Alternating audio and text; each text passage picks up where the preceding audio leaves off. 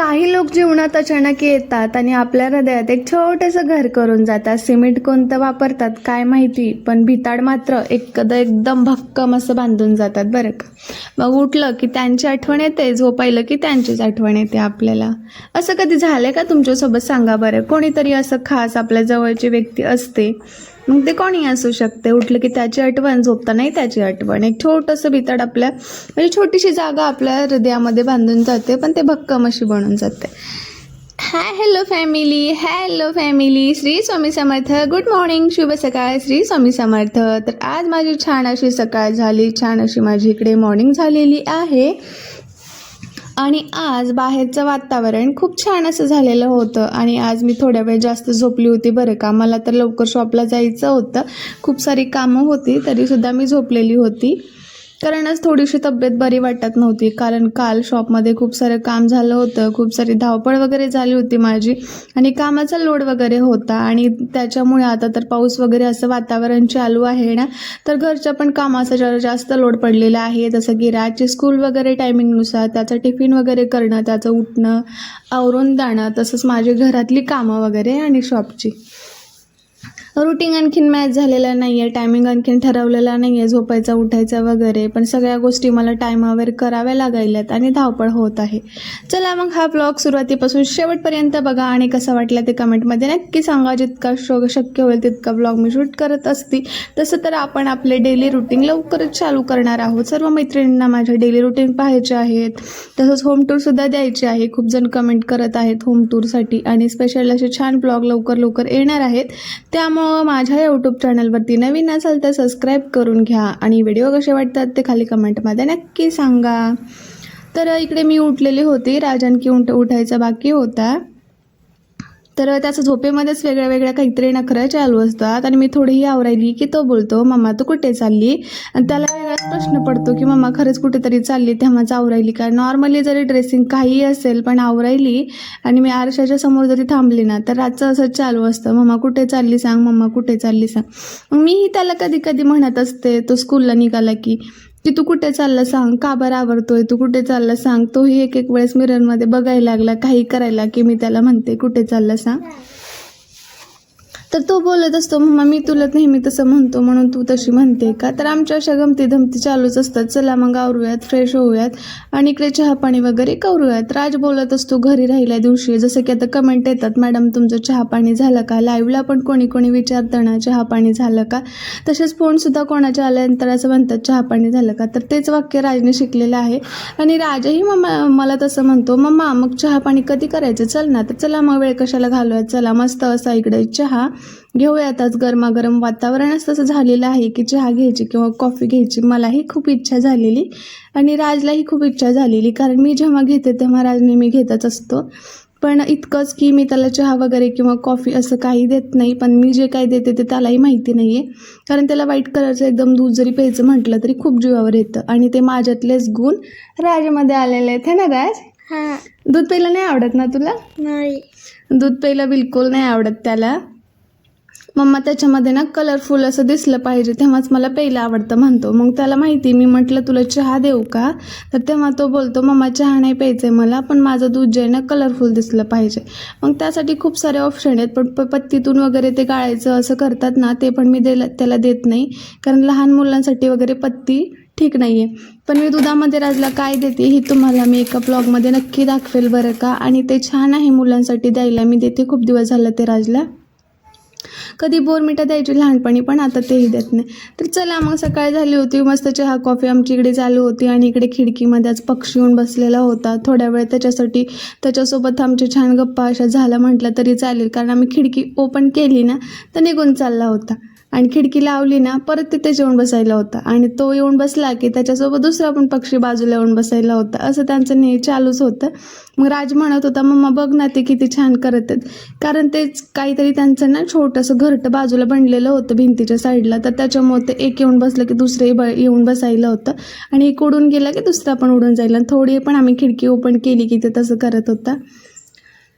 चला मग आज दिवसभर घरातली कामं वगैरे आवरून झाली थोड्या वेळेचा शॉपला जाऊन परत मी रिटर्न आलेली होती. मला घरातली कामं वगैरे आवरायची होती आणि मी घरात राहिलं की घरातली कामं काही आवरत असती, जसं की दळण वगैरे, भाज्या निवडणं, किचन स्वच्छ करणं किंवा घरातल्या कुठलीही घाण वगैरे काही काढणं किंवा इतर काही गोष्टी वगैरे जे काही राहिलेल्या आहेत ना, त्या सगळ्या काही मी अशा सुट्टीच्या टायमिंगला म्हणजेच एक दिवस काढून मी असं करून घेत असते. आणि तेव्हा राज पण घरीच असतो अशा टायमिंगलाच. आणि कधी कधी राज नसला तरीही मग मी करते, कारण राज असल्यानंतर माझी कामं कधीच कुठली वेळेवर होत नाहीत बरं का. तुम्ही सांगा कुठं बघा ऐकलं, मला वाटलं तुमच्याकडे बघायचं. वाव, येते तुम्हाला छान छान छोटे छोटे लाडू. तेवढे पण छोटे नसते, ओले. मी कसलं ओले ओले केलेत, ओलेच खाला तुम्ही पण. हे कशाची भाजी? तुम्ही आता काय म्हणलं ते सेम म्हणा. मला माहित नाही कशाची भाजी. हे काय मला माहिती नाही तेवढं म्हणे, म्हणजे कशाची भाजी येते हे काय मला तेवढं माहिती नाही आहे. हे गवारीची भाजी आहे. ओके. कशाची भाजी? गवारीची. लशातलं ते सांगलेलं आता कशाची? गवारीची. ओके. मला राची राहिला इकडे हेल्प करतोय, मी स्वयंपाक करते.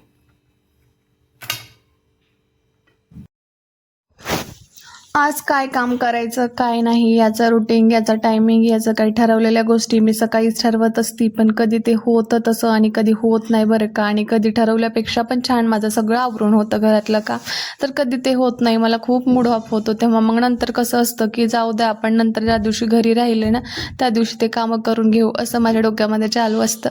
तर बघा इकडे एवढी छान अशी गवारीची भाजी आणलेली होती, म्हणजे शेंगा आणलेल्या होत्या आणि याला मला स्वच्छ असं निवडून मी अशा डब्यामध्ये वगैरे ना झाकण लावून फ्रीजमध्ये ठेवून देत असते, जेणेकरून जेव्हा मला सकाळी पटकन करायचं आहे ना तेव्हा ते कामी येतं. पण झाकण लावून ठेवत असते मी, असंच नाही ठेवत. तर इतक्या सगळ्या गवारीच्या शेंगा तुम्ही ताटामध्ये पाहिल्या, त्यामध्ये किती सगळ्या खराब निघाल्या बघा. म्हणजे काही खराब पण निघाल्या, काही एकदम निशा निब्बर होत्या ज्या मी घेत नाही, कारण त्याची भाजी पण सगळी टेस्ट बिघडून जाते आणि त्या एकदम निब्बर असतील तर खाण्यासाठी पण चांगलं नाही आहे. त्याच्यासाठी मी इकडे ज्या काही खराब होताना निघालेल्या त्या बाजूला काढल्या, पण तितक्या सगळ्यामधून खूप जास्त खराब निघालं बरं का. चला मग छान अशी माझी इकडे भाजी निवडून झाली, मी आता डब्यामध्ये इकडे ठेवून दिली. राज काही जास्त मोबाईल कधी बघत नाही, पण कधी बघायला लागला ना त्याचं आजूबाजूला सुद्धा लक्ष नसतं. आणि त्याला विचारलं ना मी नंतर काय करतोय, तर तो जास्त काय बघायला जात नाही. एक तरी मग किड्स काहीतरी लावत असतो, नाहीतर मग आमचेच व्हिडिओ पाहत असतो. आणि काय करतोय रे, कोणाला बघतोय म्हटलं ना, मम्मा मी तुला बघतोय आणि मला बघतोय म्हणे, आपण दोघं किती छान राहतो ते बघतोय मी, असं म्हणतो. मग मी म्हटलं तुझं माझ्यावर प्रेमच नाही आहे. नाही मम्मा, माझं फक्त तुझ्यावर प्रेम आहे, तू माझा जीव आहेस म्हणून मी फक्त तुझेच व्हिडिओ बघतो, मला तू खूप आवडते, असं बोलायला लागला. मी म्हटलं लाडीगोडी जास्त लावत बसू नकोस, कारण मी मोबाईल तुला जास्त देत नाही आणि तू मोबाईल कशाला बघतो, मी टीचरला सांगते. असं म्हटलं की कशाला काहीतरी बघतो रे म्हणलं, तर लगेच तो व्हिडिओ दाखवायला लागला होता. गप्प बस, मला गप्प बघू दे म्हणे आणि गप्प माझ्या मम्माला जास्त लाड करू दे. तर बघा इकडे स्टाईल मारत मारत असं मस्त त्याचं मोबाईल बघणं चालू होतं. आणि मी म्हटलं थांब तुझा व्हिडिओ काढून मी टीचरला पाठवते. तर तो बोलत होता मी टीचरला सांगतो म्हणे की मी माझ्या मम्माचाच व्हिडिओ पाहत होतो, कारण मी बिनाकामी नाही बघत, हे माझ्या टीचरला पण मला माहिती आहे म्हणे. तर राजाही बोलायला लागला होता थांब तू माझा व्हिडिओ काढते तर मी पण तुझा व्हिडिओ काढतो म्हणे. आणि त्याचा तर तिकडे व्हिडिओ चालूच होता बरं का. तर चला मग अशा छोट्या छोट्या गोष्टी आमच्या होतच असतात, तरी मी तुमच्यासोबत शेअर करत असती. आणि म्हणतोय की मम्मा खूप मला टेन्शन यायला लागले, तू माझ्याबद्दल अशी बोलती, तर नंतर असं पण बोलायला लागला. चला म्हणलं आमचं चालूच असतं. तर बघा इकडे माझी सगळी भाजी निवडून झालेली होती आणि थोडीशी मला भाजी जे निवडायला ना राजनी पण हेल्प केलेली होती, कारण जेव्हा मी भाजी निवडत बसली किंवा कुठलंही काम मी जेव्हा करायला लागली ना राजमध्येच येतो आणि मम्मा मी तुझी हेल्प करू का, मी तुला हे करू लागू का, हे मला पण शिकायचं आहे असं बोलतो. आणि खरंच तो काम ते पूर्ण करतो बरं का, जे पण मी करायली ना ते तोही करतो. तर अशा पद्धतीने माझी सगळी भाजी निवडून झाली. आता याला झाकण लावून मी फ्रीजमध्ये ठेवून देणार आहे. राज तेवढं झाला, त्याच्यानंतर राजने अभ्यास करायला घेतलं आणि इव्हनिंगला राज बाबा बोलला की मम्मा मला खिचडी खायचं आहे, म्हणजेच पुलाव वगैरे खायचं आहे, तसं कर. तर छान असे इकडे मटर होतं माझ्याकडे, ते पण घालून छान अशी इकडे पुलाव केली. टोमॅटो घेतला कट करून, मी त्याला टोमॅटो वगैरे खायला देत असते, कारण गालावरती त्याच्या थोडेसे चट्टे आलेले आहेत ना, तर त्याला मी बोलती की प्रोटीनचे छान असं हेल्दी काहीतरी खात जा, म्हणजे तुझ्या गालावरती चट्टे वगैरे दिसणार. आणि अशा छोटे छोटे त्याला सतत गोष्टी सांगाव्या लागतात. पालेभाज्या पण खाण्यासाठी जास्त हे करावं लागतं. तसं तर आज सगळं काही आवडीनं खातो, पण जेवणाचं त्याला खूप कंटाळा आहे बरं का. चपाती केलं की खिचडी म्हणतो आणि खिचडी केलं की वरण भात म्हणतो, असं काही ना काही कारणं सांगून जास्तीत जास्त तर तो जेवणावर कसं करतो, स्किप करतो की मला भूक नाही आहे, हे जास्त कारणं असतात. पण खेळायला वगैरे जर म्हटलं 1 तासाच्या ऐवजी 2 तास तो खेळेल. अभ्यास पण करायचं म्हटलं तर त्याच्यामध्येही कंटाळा करत नाही. पण जास्त मला राग येणारी त्याची गोष्ट कुठली असेल तर जेवण करायच्या बाबतीमध्ये आहे.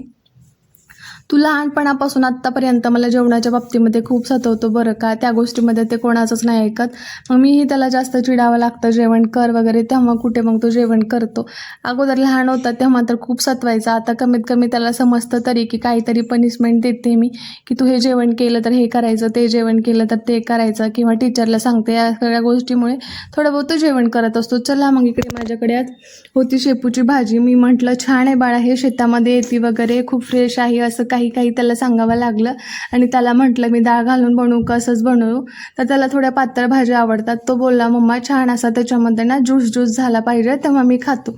ठीक आहे म्हटलं, त्याला आवडतं तसं, त्याच्यामुळे मी थोडीशी ना असं पातळ भाजी बनवलेली होती आणि इकडे गरमागरम खिचडी बनवलेली होती. मग इकडे राजसाठी आणि माझ्यासाठी जेवण वाढून घेतलं. राज, कशी वाटली भाजी तुला? मस्त वाटले. खाशील ना सगळ्या भाज्या? हो. येस, भेटूयात पुन्हा नवीन व्हिडिओमध्ये. Bye bye. आज घाईमध्ये इतकाच ब्लॉग मी शूट केला.